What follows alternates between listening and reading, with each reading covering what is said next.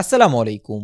Recent টাইমসের মধ্যে একদম একটা ইউজলেস জিনিস আমাদের দেশের মধ্যে ফ্ল্যাগশিপ ফোনের ইউজাররাই সবচাইতে বেশি প্রেফার করতেছে অ্যান্ড সেটাই হলো ক্যামেরা লেন্স প্রোটেক্টর।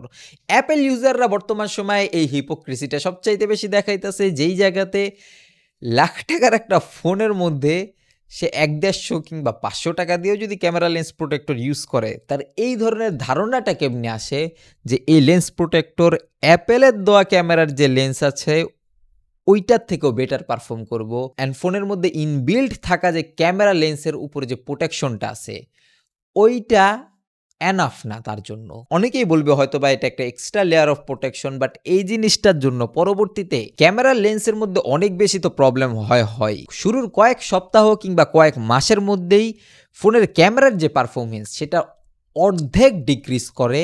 এটার মধ্যে যে পরিমাণ ডাস্ট, স্ক্র্যাচেস কিংবা এই ধরনের এত কম দামি লো কোয়ালিটির তার উপর একটা প্রফিট টেক করে, আপনি চিন্তা করে দেখেন কোন না কোন জায়গাতে এটা বানানো হয়েছে। অ্যাপেল সার্টিফাইডও না এই জিনিসটা, অ্যাপেল রেকমেন্ডও করেন আপনাকে। ফোনের ক্যামেরার উপর যে লেন্সটা আছে আপনি যদি ওইটা নিয়ে খুব বেশি একটা দুষ্টামি না করেন, সেই ক্ষেত্রে ৪-৫ বছর ওইটা আরামসে একটা সার্ভিস দেওয়ার মতোই জিনিস। বাট চাইনিজ অ্যাক্সেসরিজ বিক্রেতারা আপনাকে কখনো তো শান্তিতে থাকতে দিব না এই জিনিসটা নিয়ে। তার জন্য ২০ থেকে ২৫ টাকা কিংবা ৫০ টাকা দামের একটা জিনিস প্রকার ভেদে, দোকান ভেদে ৫০০, ১০০০ কিংবা ১৫০০ টাকার মধ্যে বিক্রি করতেছে অ্যাজ এ প্রোটেকশন হিসাবে, যে জিনিসের কোনো প্রোটেকশনের দরকারই নাই।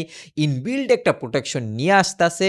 অনেকে হয়তো বা তুলনা করবেন ফোনের ডিসপ্লের সাথে। ভাই, ফোনের ডিসপ্লে আর এটা একদমই কমপ্লিটলি আলাদা বিষয়। ফোনের ডিসপ্লের উপর প্রোটেকশন থাকলে ফোনের ডিসপ্লের পারফরমেন্স কোনো হ্যাম্পার করে না, বাট এই ধরনের ফ্ল্যাগশিপ ফোনের ক্যামেরার পিছনে যদি এরকম কম দামি এক্সটার্নাল প্রোটেক্টর ইউজ করা হয়, সেই ক্ষেত্রে গেলে ওই ক্যামেরা কয়েক মাসের মধ্যে ডিক্রিজ করে কোয়ালিটি ওয়াইজ। অ্যান্ড আপনি কখনোই ওই ধরনের পারফরমেন্স পাবেন না একটা প্রোটেকশন ইউজ করা একটা নেকেড ক্যামেরা যেই ধরনের পারফরমেন্স প্রোভাইড করে এই ধরনের ফ্ল্যাগশিপ ফোনের ক্ষেত্রে।